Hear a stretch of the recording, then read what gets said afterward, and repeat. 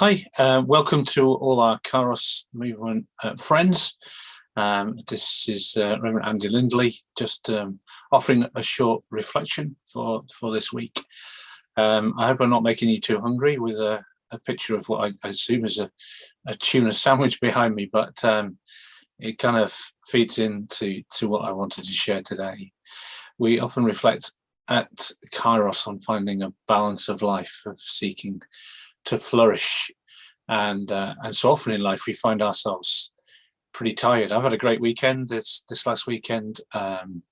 We had a big art fair on at church, and then Remembrance Sunday, and but I got home feeling pretty shattered after that. And we sometimes pray and seek that restoring, that renewal. We need to take a bit of time out, perhaps from loads of people. This passage in Matthew says, "Come to me, all who are weary and burdened, and I will give you rest." And we kind of hope our faith might lead us into that balance of being able to withdraw, find rest. And there's a great example of that in the story in Mark's Gospel of the feeding of the 5,000. The apostles, a bit like me for this weekend, had been extremely busy. They'd been meeting with crowds, teaching, doing all sorts of things. And as it said in verse 31, so many people coming and going, they didn't even have a chance to eat. And so Jesus said to them, "Come with me by yourselves to a quiet place and get some rest." And that's what we hope to hear, isn't it? Come and get some rest. And we know Jesus often took himself off to high places. He spent time in prayer and reflection, but just chilling out. And those of us perhaps who are not extrovert in nature particularly need that opportunity to be apart, to take time to re-energize by spending time with God and time doing in our own company. But it didn't kind of work out this time, which is intriguing, because actually the opposite, if anything, happened. They went away by themselves in a boat to a solitary place, but many who saw them, it says, leaving, recognized them, ran on foot from all the towns and got there ahead of them. When Jesus landed, saw a large crowd, but had compassion on them, because they were like sheep without a shepherd. So he began teaching them. So here's Jesus himself, probably pretty shattered, stepping up to the plate and teaching what is evident by the title of the passage, Feeding the 5,000, a huge crowd. We're talking 5,000 men, and there would have been women and children to match, so a huge crowd. It was late in the day, so his disciples came to him. This is a remote place, they said. It's already very late. Send the people away so they can go to the surrounding countryside and villages and buy themselves something to eat. Just a reminder, when we started this story, the disciples were kind of not just weary, but starving too. So they haven't eaten, and they're recognizing the same need in these people. Jesus answered, "You give them something to eat." And which is a pretty astonishing thing. They're having time for themselves to eat, never mind feed anybody else. And they say that would take more than half a year's wages. Are we to go and spend that much on bread and give it to them to eat? "How many loaves do you have?" he asked. "Go and see." When they found out, they said, five loaves, 2 fish. Then Jesus directed them to have all the people sit down in groups on the green grass.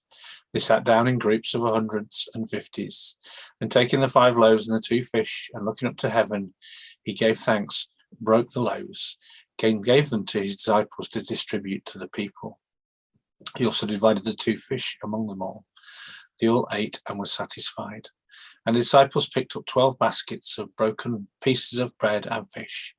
The number of the men who had eaten was 5,000. You kind of might have expected that to answer, and at that the disciples fell into a absolutely into a heap. So tired, so weary were they. They were already tired and hungry, and they'd spent this additional day teaching, feeding, managing this huge crowd, 15,000 maybe people. And not only that, they'd taken around this food, lugged these baskets, 12 baskets back. They'd be forgiven for being a bit cross, wouldn't they? They'd forgiven for being a bit angry. But you don't get that sense. you get that sense, in fact, that there was energy here. There's great symbolism to the 12 baskets, 12 tribes of Israel, enough for the people of God. And there's resonances with the story of 4,000 with 7 baskets and Gentiles and all sorts of things here. But just staying with the humanity of Jesus and disciples. Jesus shared that call to let all who weary come to me and rest. And yet here's Jesus not doing that, not stepping away, but stepping up. Some of the superintendents who shared reflected on the fact that change is as good as rest.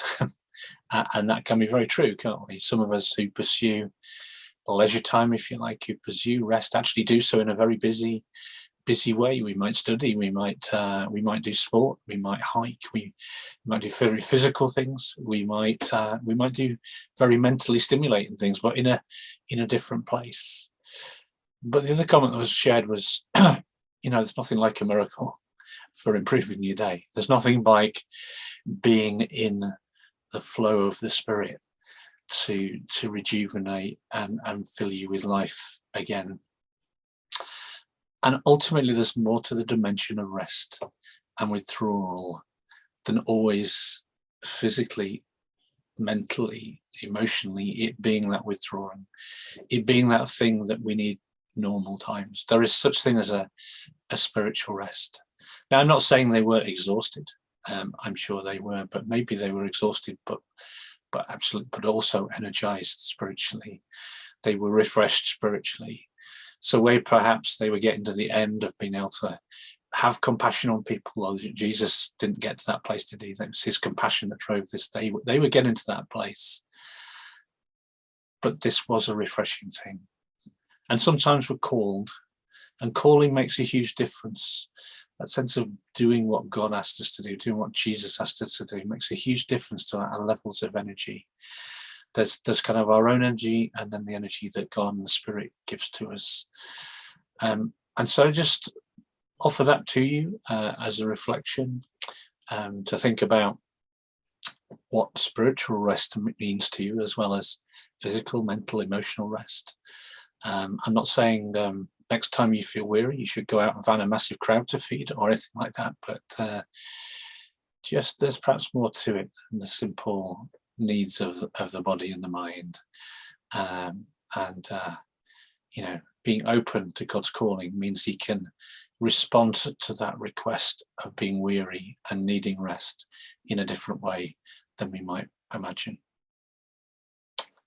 Be interesting to hear your thoughts on that. If you want to share them, please do leave a comment on this webpage, or comment on Facebook, or email, contact us as leaders.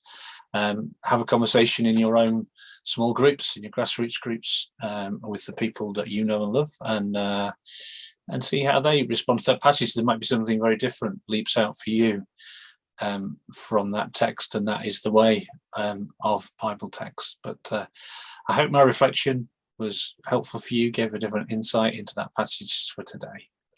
God bless.